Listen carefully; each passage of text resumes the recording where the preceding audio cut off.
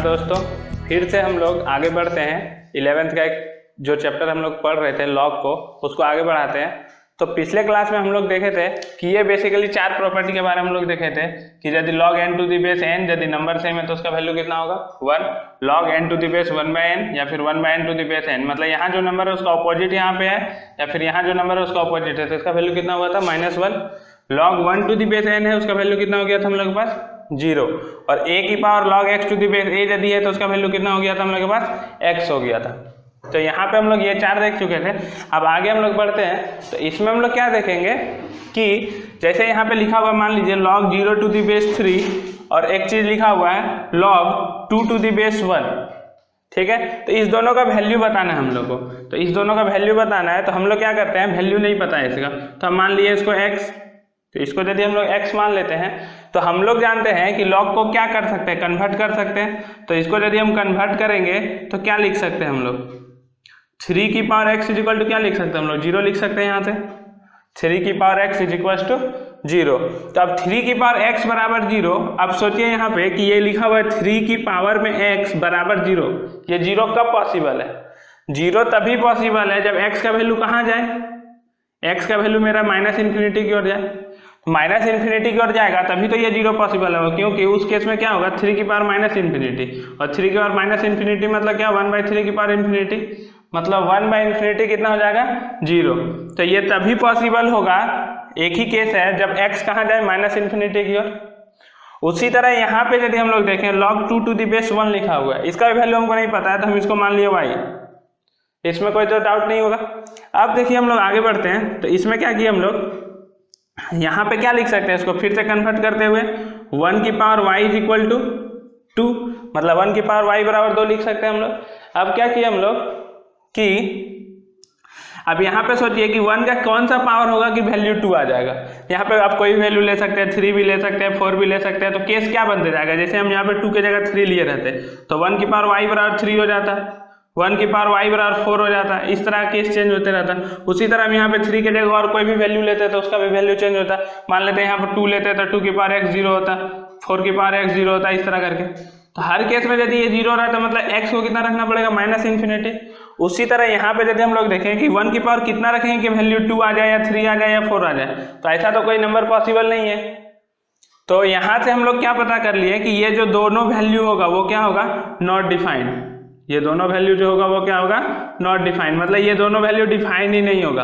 तो लॉग का जब हम लोग स्टडी करेंगे, मतलब लॉग को जब देखेंगे तो यहाँ पे पहले तो ये ध्यान में रखेंगे कि ये जो दोनों वैल्यू है, मतलब जो हम लोग का y बराबर यदि दिया हुआ हम लोग के पास log x to the base a, यदि ये दिया हुआ है तो इसमें हम लोग को क्या ध्यान रखना है कि x और a जो है यहाँ पे वो क्या होगा, ग्रेटर देन 0 होगा, और a जो होगा वो नॉट इक्वल टू 1 होगा। लॉग का वैल्यू नेगेटिव ही नहीं हो सकता है, तो x और a क्या होगा, greater than 0 not equal to 1। तो यहाँ से हम लोग देख लेंगे कि x और a दोनों होगा, और a जो होगा वो कभी भी 1 के बराबर नहीं होना चाहिए। सबसे पहला कंडीशन यही, इसको सॉल्व करते हैं, इसको ध्यान में रखना है क्योंकि इसका यूज हम लोग हर जगह कर सकते हैं कि x का क्या वैल्यू हो सकता है और a का क्या वैल्यू हो सकता है। सिर्फ यहाँ ध्यान ये रखना है कि x और a क्या होना चाहिए, ग्रेटर देन 0 होना चाहिए, और a जो होना चाहिए वो नॉट इक्वल टू 1 होना चाहिए। क्यों, क्योंकि यहाँ पे हम लोग वैल्यू निकाल के देख सकते हैं कि वो वैल्यू पॉसिबल ही नहीं होगा और ये हो जाएगा नॉट डिफाइंड। तो यहाँ पे हम लोग एक और प्रॉपर्टी देख लिए कि log x to the base a यदि है तो हम लोग का क्या होगा, x और a ग्रेटर देन 0 और a नॉट इक्वल टू 1 हो जाएगा। अब अगला प्रॉपर्टी हम लोग देखते हैं log का। तो log का अगला प्रॉपर्टी क्या है हम लोग के पास,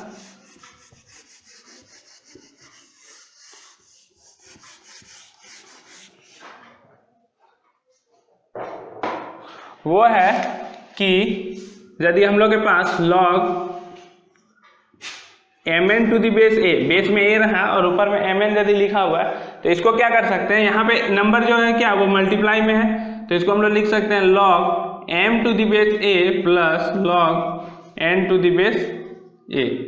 मतलब ये अगला प्रॉपर्टी है कि यदि कोई नंबर मल्टीप्लाई में है log में और बेस a दिया हुआ है तो उस बेस को हम क्या कर सकते हैं, दोनों को अलग अलग कर सकते हैं। मतलब यदि हम एग्जांपल देखें यहाँ पे तो बेसिकली क्या बोल रहा है कि जैसे यहाँ पे लिखा हुआ मान लीजिए log 12 टू दी बेस 10, तो 12 टू द बेस 10 लिखा हुआ है, तो इसको हम लोग बहुत तरीका से तोड़ सकते हैं। जैसे 12 है तो 12 को हम लिख दिए मान लीजिए 2 × 6, तो इसको क्या लिख सकते हैं हम लोग log 2 टू द बेस 10 प्लस log 6 टू द बेस 10।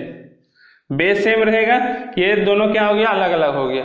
12 को और क्या करके हम लोग तोड़ सकते हैं, जैसे 12 लिखा हुआ है तो इसको हम लोग क्या लिख सकते हैं 4 × 3 भी लिख सकते हैं, तो इसको हम लोग ऐसे भी लिख सकते थे log 4 टू द बेस 10 प्लस log 3 टू द बेस 10।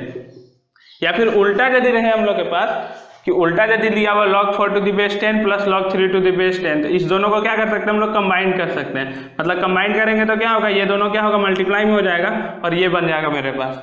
तो अगला प्रॉपर्टी ये है कि log mn to the base a यदि दिया हुआ है तो उसको हम लोग क्या लिख सकते हैं log m to the base a plus log n to the base a।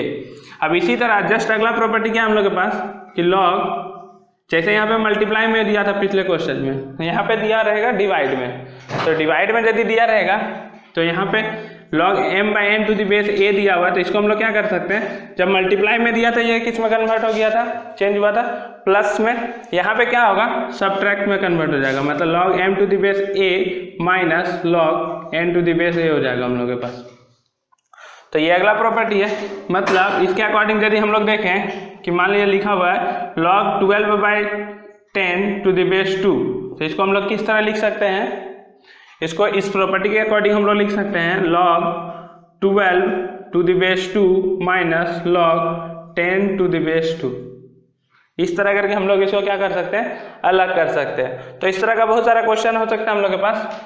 तो अगला जो दो प्रॉपर्टी है वो पहला है कि यदि मल्टीप्लाई में रहेगा तो उसको क्या करेंगे एडिशन में करते हुए अलग कर देंगे, और यदि डिवाइड में अलग दिया हुआ है तो उसको क्या करेंगे हम लोग सब्ट्रैक्ट में करते हुए अलग कर देंगे।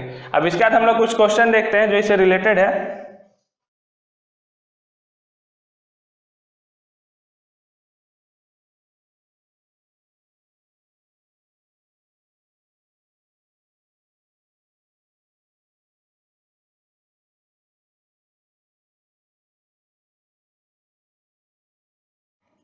जैसे एक क्वेश्चन दिया हुआ मान लेते हैं log 5 टू द बेस 10 प्लस log 2 टू द बेस 10 प्लस log 3 टू द बेस 10।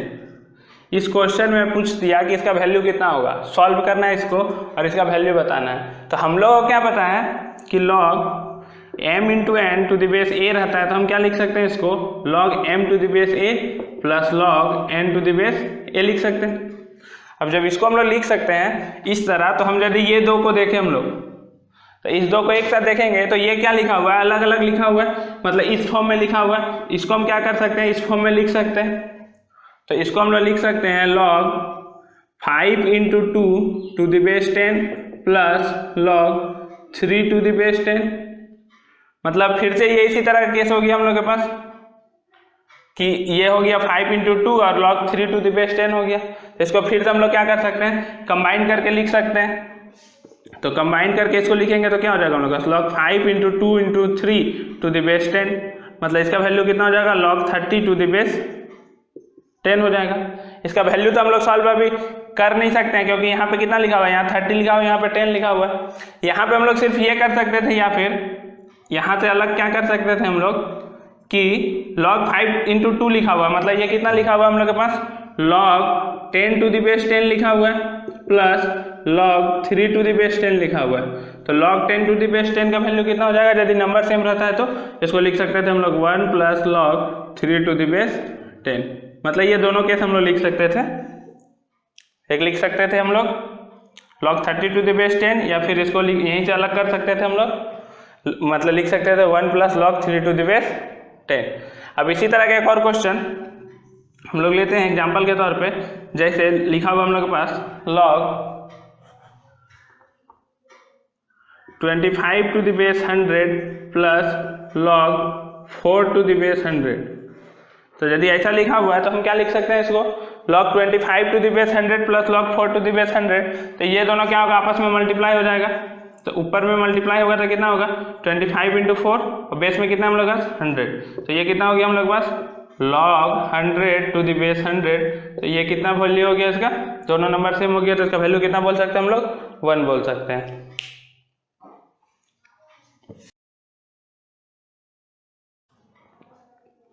कुछ और क्वेश्चन देखते हैं हम लोग, जैसे कि लिखा हुआ log 2/3 to the base 10 प्लस log 15 to the base 10।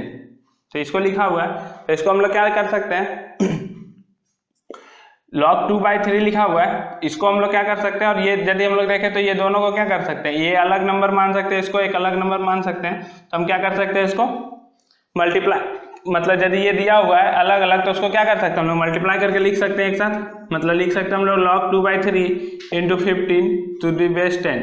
तो मतलब यहाँ से क्या होगा, 3 5 जा 15, तो यहाँ पे हम लोग इसका कितना बच जाएगा, log 10 to the base 10 is equal to 1। इसका वैल्यू कितना हो जाएगा, 1।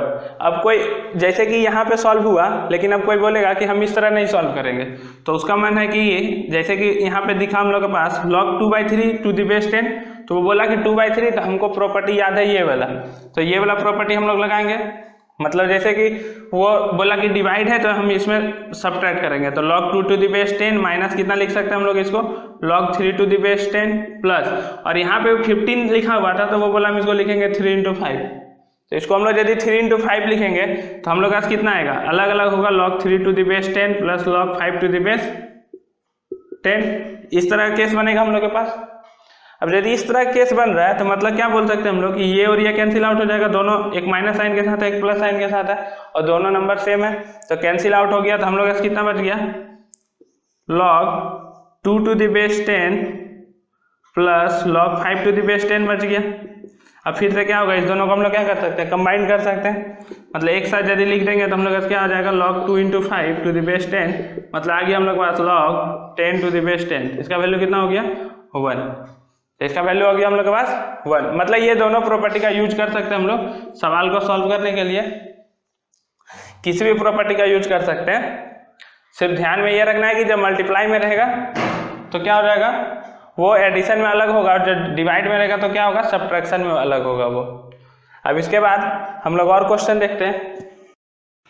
हाँ, तो अब यहाँ पे हम लोग दो क्वेश्चन देखते हैं कि इसमें क्या बोला है। पहला क्वेश्चन क्या बोला हम लोग के पास, log 16 to the base 5 minus log 30 to the base 5 plus log 64 to the base 5 is equal to लिखा हुआ हम लोग के पास log x to the base 5, then x is equal to 1। तो यहाँ पे हम लोग देखेंगे कि बेस सब जगह क्या है, सेम है। तो बेस सब जगह सेम है, तो इस क्वेश्चन को हम लोग सॉल्व करते हैं। तो हम लोग क्या लिख सकते हैं इसको, कि ये दोनों यदि एक साथ हम लोग देखते हैं तो ये क्या है, माइनस किया हुआ, मतलब सब्ट्रैक्शन किया हुआ। मतलब कौन सा प्रॉपर्टी लग सकता है, ये। यदि इस तरह लिखा हुआ तो हम क्या लिख सकते हैं उसको, ये लिख सकते हैं। तो यहाँ पे हम लोग क्या लिख सकते हैं, log 16/32 टू द बेस 5 लिख सकते हैं, और साथ साथ में हम लोग का क्या है, log 64 टू द बेस 5। अब क्या करेंगे, अब ये दोनों फिर से क्या हो गया, मल्टीप्लीकेशन में हो गया। एडिशन में है तो हम लोग इसको क्या लिख सकते हैं, मल्टीप्लीकेशन में। तो यहाँ पे हम लोग लिखेंगे log 16/32 into 64 to the base 5। अब यदि ऐसा लिख रहे हैं हम लोग तो यहाँ पे क्या बोल सकते हैं, यहाँ पे यदि हम लोग देखें तो ये कैंसिल आउट हो जाएगा, 32 2 जा 64।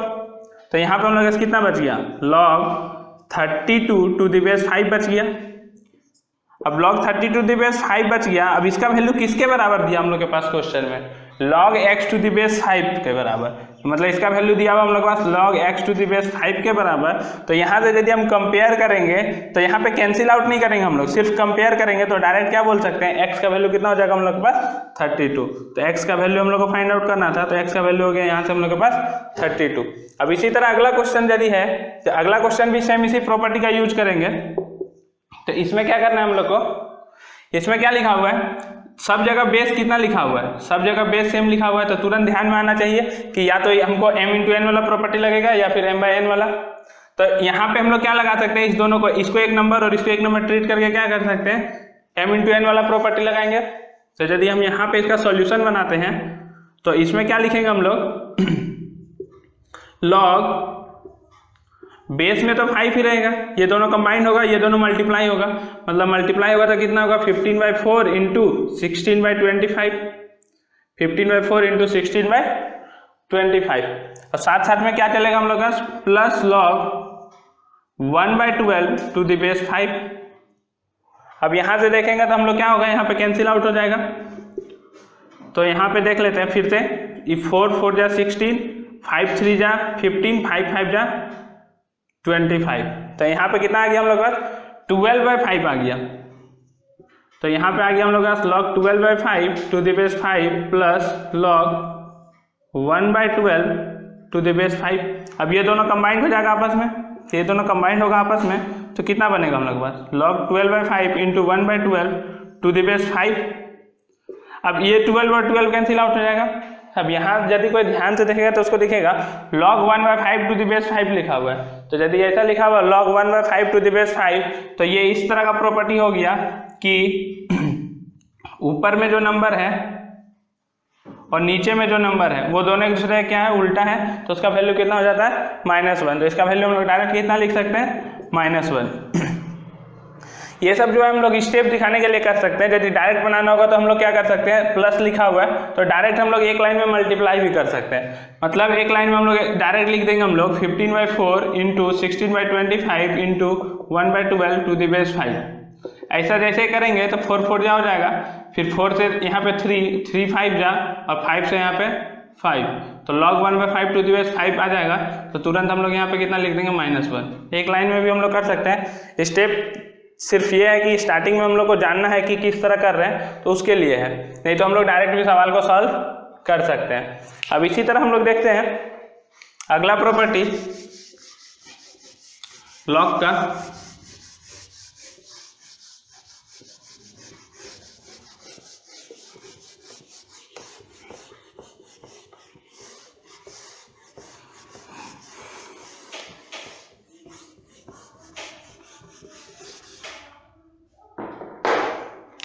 तो अगला जो प्रॉपर्टी है लॉग का वो है log b to the power m to the base a is equal to.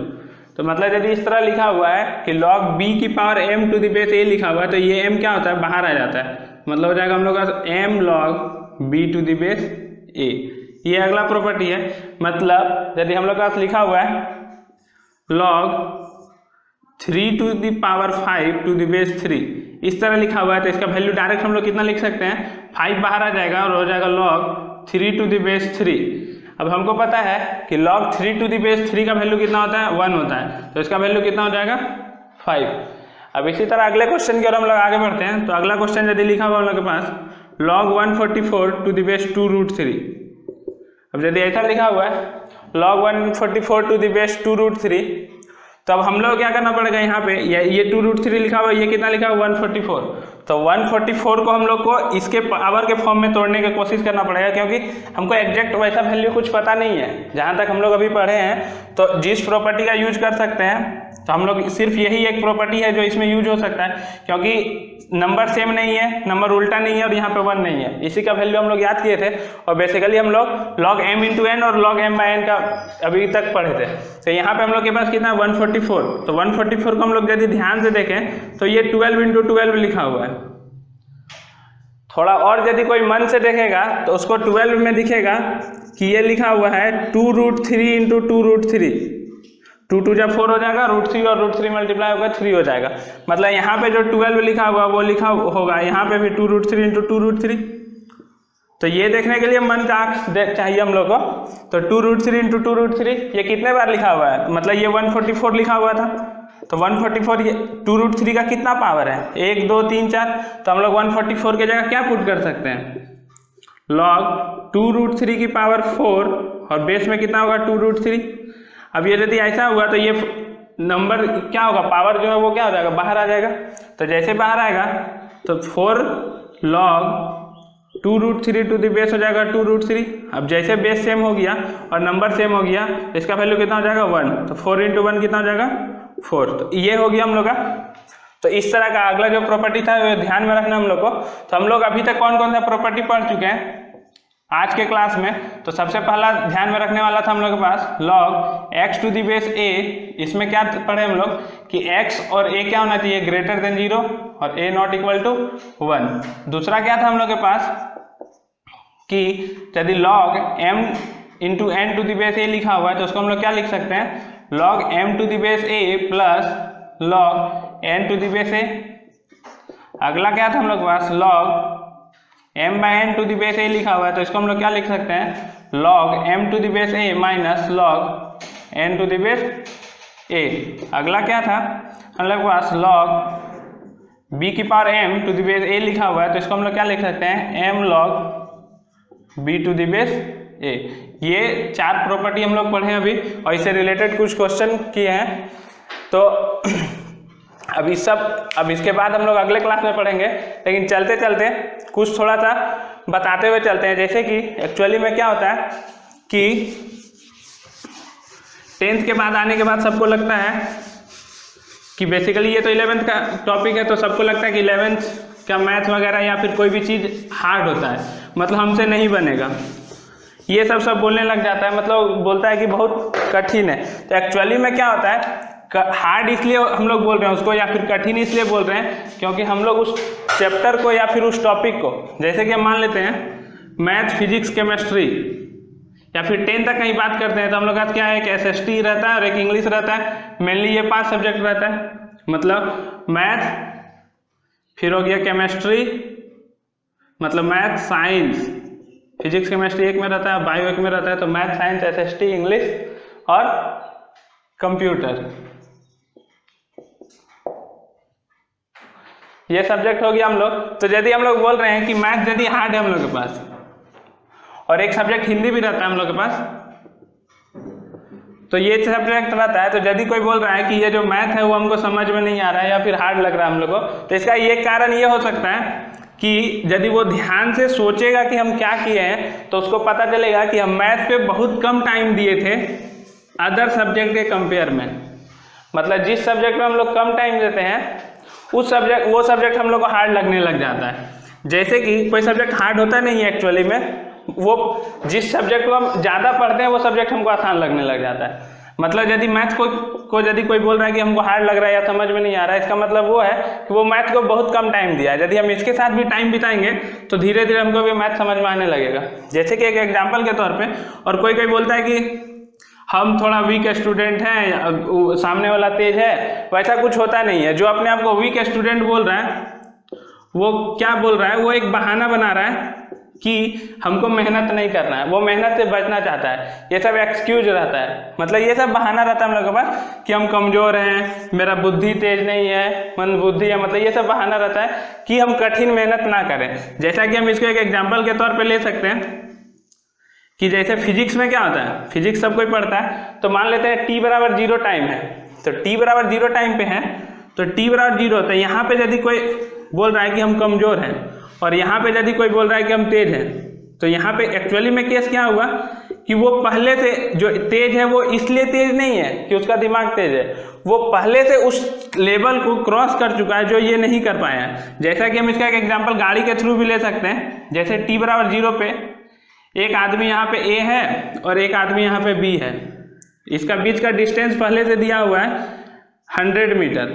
अब इसका डिस्टेंस यदि 100 मीटर दिया हुआ है और B यदि हम लोग के पास B कितने स्पीड से चल रहा है, मान लेते हैं 10 किलोमीटर पर आवर का स्पीड से चल रहा है, मतलब 1 घंटे में कितना किलोमीटर जाता है, 10 किलोमीटर। तो यहाँ पे बेसिकली कोई भी तुरंत बोल देगा कि A को कितना स्पीड से चलना पड़ेगा यदि A B को क्रॉस कर जाए या फिर A B के पास पहुँच जाए, तो तुरंत सब बोलेगा कि यदि 10 के स्पीड से चला तो ये जो 100 मीटर है वो तो मेंटेन ही रहेगा। लेकिन यदि हम क्या करते हैं, 10 किलोमीटर से ज़्यादा स्पीड से चलते हैं, 10 किलोमीटर पर आवर का ज़्यादा स्पीड से चलते हैं, तो कभी ऐसा टाइम आएगा जब A क्या करेगा, B को क्या करेगा, क्रॉस कर जाएगा, क्योंकि वो 10 से ज़्यादा स्पीड से चल रहा है। तो यही केस यहाँ पे भी होता है। जो वीक स्टूडेंट है और इंटेलिजेंट स्टूडेंट है, मतलब इस दोनों के बीच में पहले से गैप क्रिएटेड है, क्योंकि ये कम मेहनत किया है पहले और ये मेहनत ज़्यादा कर चुका है, तो ये पहले से उससे आगे पहुंच चुका है। तो अब यदि इसको यहाँ पे पहुंचना है तो ये जितना मेहनत कर रहा है उससे ज़्यादा मेहनत इसको करना पड़ेगा, तभी ये उसके पास पहुंच सकता है। कभी एक ऐसा टाइम आएगा जब इसको वो ओवर मतलब एक्सीड भी कर सकता है, उससे आगे भी जा सकता है। तो इसलिए ऐसा कुछ नहीं है कि हम वीक हैं या फिर कमज़ोर हैं इस तरह का। तो ये सब क्वेश्चन है मन में रहता है कि हम कमज़ोर स्टूडेंट, कमज़ोर कोई होता नहीं है, सिर्फ एक मैकेनिज्म है, मतलब एक आदत है हम लोग के पास कि मेहनत नहीं करना चाहते हम लोग। मेहनत से बचने के लिए कोई भी टॉपिक में बोल देते हैं हम लोग कि हम लोग कमज़ोर हैं और उसको छोड़ के आगे बढ़ जाते हैं। और चलते चलते एक जिस तरह एक पोयम है एक कवि का, उनको हम बताते चलते हैं। कोशिश कर हल निकलेगा, आज नहीं तो कल निकलेगा। कोशिश कर, हल निकलेगा, आज नहीं तो कल निकलेगा।